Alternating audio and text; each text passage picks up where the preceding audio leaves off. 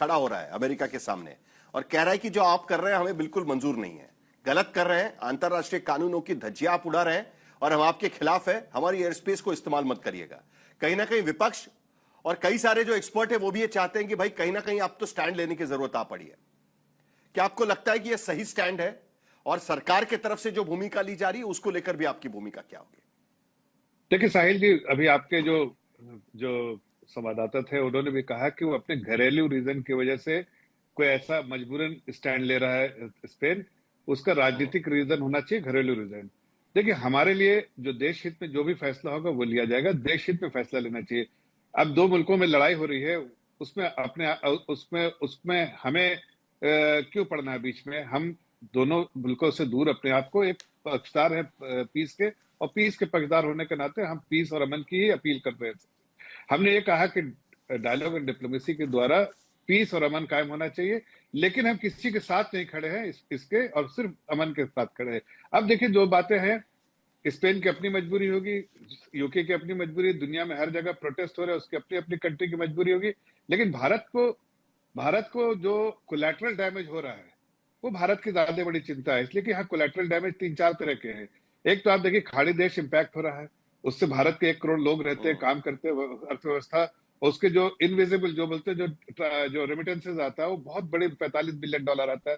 वो एक बहुत बड़ा पॉजिटिव चीज रहता है देश के, जो रुपी डॉलर जो है एक्सचेंज रेट के लिए, वो उस पर इम्पैक्ट हो रहा है, दिख रहा है कि आपका डॉलर जो है अप्रिशिएट कर रहा है अगेंस्ट रुपी। दूसरी चीज, हमारा बिजनेस जो है, कोई भी दुनिया का इकोनॉमी जो है इम्पैक्टेड है। ये हमने कोई वार नहीं किया, हमारा कोई रोल नहीं है, लेकिन हमको कोलैटरल डैमेज हो रहा है और दुनिया में बहुत सारे मुल्कों को कोलैटरल डैमेज हो रहा है। तो हम सब चाहते हैं कि अमन हो, पीस हो। अब पाकिस्तान की जहां तक बात करें, यही तो वजह है ना कि विपक्ष कह रहा है बार बार कि कोलैटरल डैमेज हमें हो रहा है। हमने तो ग्लास भी नहीं तोड़ा है, नुकसान हम 12 आने का उठा रहे हैं। अरे भाई, तो ऐसे में तो हमारा हमको कोई सख्त रोल कदम उठाना चाहिए।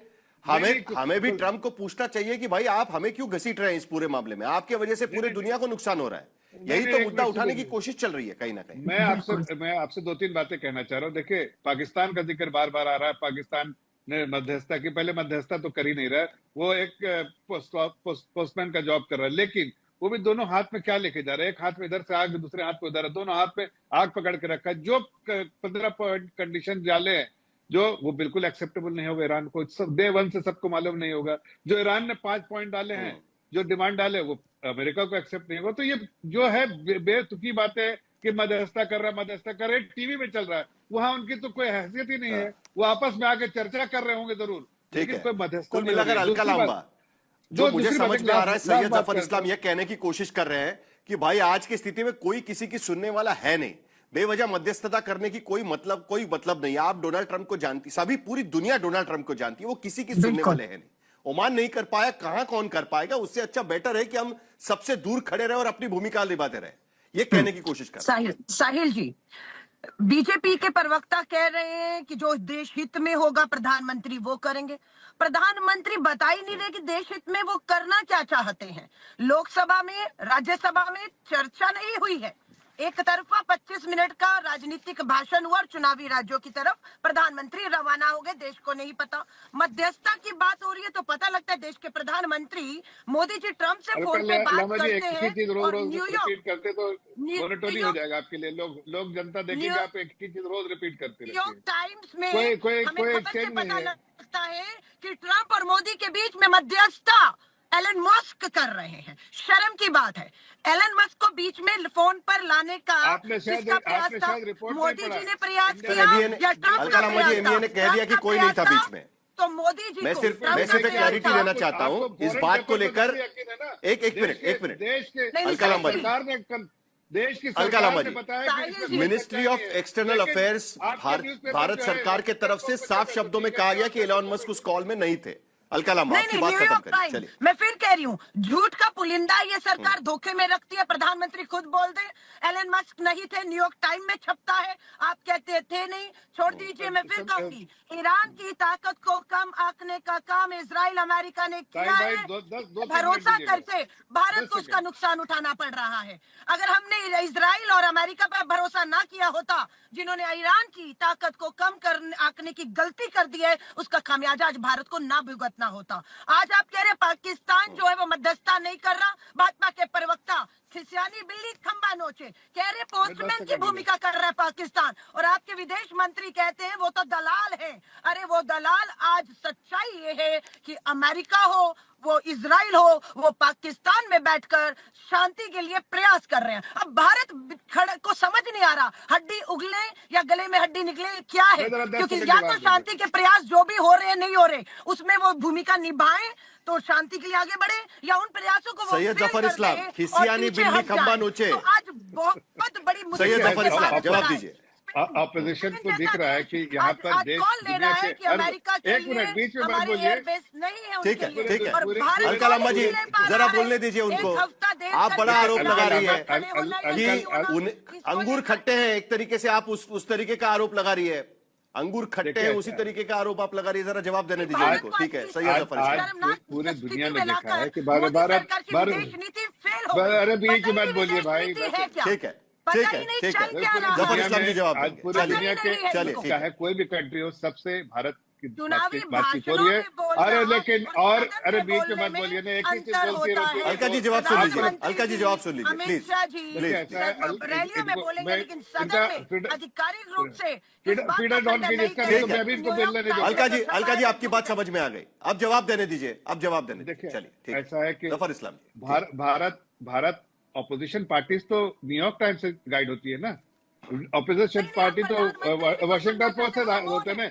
देश को कहाँ समझते हैं? देश की सरकार कह रही कोई अवेयरनेस नहीं था। इनको तो चाहिए कि ऐसा कोई मसाला चाहिए। समझ में आता है कि कितने इररेस्पॉन्सिबल लोग हैं और एक ही चलिए एक दूसरे पर बात नहीं। अलका जी प्लीज आपकी बात सुन लीजिए, आपकी बात उन्होंने सुनी थी, उनकी बात सुन लीजिए, फिर सभी को बहस करने का मौका मिलेगा ना। अलका जी प्लीज उनकी बात सुन लीजिए, फिर समझ में आएगा। बोलने नहीं दूंगा। ठीक है, ठीक है अलका जी, उनकी बात सुन लीजिए, फिर आप आऊंगा ना आपके पास। समय खराब हो रहा है, प्लीज चलिए। सैयद जफर बोलिए। भारत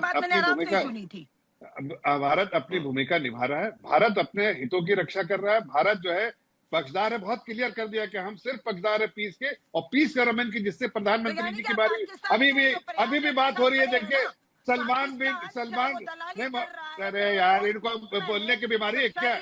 बोलने की बीमारी है क्या? नहीं, अरे अलका जी ठीक नहीं है, अलका जी ठीक नहीं है, इनको आदत है बोलने। चलिए जरा एक बार सुन लेते हैं, क्योंकि विदेश मंत्रालय के प्रवक्ता ने कहा था कि प्रधानमंत्री किस किस से बात कर रहे हैं। मध्यस्थता की एक तरफ, अब जब पाकिस्तान की तरफ से खुलकर आकर बात हो रही है, शहबाज शरीफ कह रहे हैं कि हम मीटिंग बुला रहे हैं, प्रधानमंत्री भी कई लोगों से बात करें, विदेश मंत्रालय के प्रवक्ता ने आज बयान दिया है। जरा वो एक बार सुन लेते हैं, उसके बाद मैं आशुतोष के पास करूंगा। चलिए सुन लेते हैं एक बार। अलग अलग दुनिया के राष्ट्रनेताओं से बातचीत हो रही है। इसी क्रम में 28 मार्च को प्रधानमंत्री की बातचीत सऊदी अरब के युवराज और वहां के प्रधानमंत्री his royal highness prince Mohammed bin Salman से हुई। इस बातचीत के दौरान उन्होंने पश्चिम एशिया में जो संघर्ष चल रहा है उस पर बातें रखी अपनी। प्रधानमंत्री ने उस क्षेत्र में ऊर्जा व्यवस्था, इंफ्रास्ट्रक्चर पर हुए हमले पर की निंदा की। दोनों नेताओं ने आजाद नौ परिवहन और जहाज के रास्ते को खुला और सुरक्षित रखने पर भी बातचीत की। साथ ही साथ प्रधानमंत्री ने सऊदी अरब के युवराज को, वहां चूंकि हमारे बहुत बड़े भारतीय समुदाय रहता है, उसके देखभाल के लिए उनको धन्यवाद दिया। तो खाड़ी देशों के प्रमुखों से प्रधानमंत्री ने बात की आशुतोष, लेकिन कुल मिलाकर विपक्ष का रुख इसमें साफ नजर है। जी सैयद जी आपकी बात खत्म करिए, उसके बाद आशुतोष बात करेंगे। चलो जल्दी। मैं सिर्फ यही कह रहा था कि भारत के प्रधानमंत्री हर ऐसे देश जिनका कुछ भी जो इस पर रोल होना चाहिए उससे बात करें, जैसे सऊदी अरब से किया, यूएई से किया, आपने बहुत सारे कंट्री के लोगों से, और ट्रम्प ने खुद भारत के प्रधानमंत्री को फोन किया। देखिए ये ऑपोजिशन जो है, इररिस्पॉन्सिबल ऑपोजिशन, इनको जो वॉशिंगटन पोस्ट पे छपवाते हैं ये लोग, वही इनको फिर यहाँ पे हंगामा करते हैं। अरे भाई देश की सरकार को देखिए, आपको जो सुनता होगा एवरी डे बयान जो को सुनता हूँ एक ही लोग हंस चीज, रहे होंगे। रिटोरिक है आपका, कुछ अमेरिका नहीं, में कोई बैठे चेंज नहीं। भारतीय हंस रहे सुबह से होंगे, उठ के आपका एक ही मजाक चीज, उड़ा रहे होंगे। सब कांग्रेस के प्रवक्ता एक ही चीज मुख्यालय बोलते, में छपने इनको वाली जो राहुल किताब गांधी की नहीं है, जगह तोता झूठ के का लिए पुलिंदा। कि तोता की न्यूयॉर्क तरह कुल टाइम्स मिलाकर के देखिए ऊपर आप जफर बोल इस्लाम जी रहे ऐसा हैं है, कि कांग्रेस जो न्यूयॉर्क चाहती है टाइम्स वो अगर करता कोई है, खबर छापता अपनी है नाकामी, तो उस अपनी पर सवाल उठाया विफलताओं को जाएगा। अपनी विदेश नीति एमईए के को तरफ से इस पेश बारे में करने साफ के कर लिए दिया कि नहीं भाई जैसे एलोन मस्क अमेरिका उसमें के थे नहीं, सामने गलत बात बात है। आगे बढ़ गई। इनको कौन समझाए? पर आ गए चलिए हैं। ठीक है, कौन समझाए? ये तो एक ही चलिए चीज- ठीक है आशुतोष, इनका जरा एक एक ही मिनट, तोता की तरह ओके उनको दे दिया, ओके, जरा दोनों को शांत करिए, प्रधानमंत्री मुद्दे पर आते हैं। चलिए मुद्दे पर आते हैं, जरा दोनों को शांत करिए प्लीज प्लीज।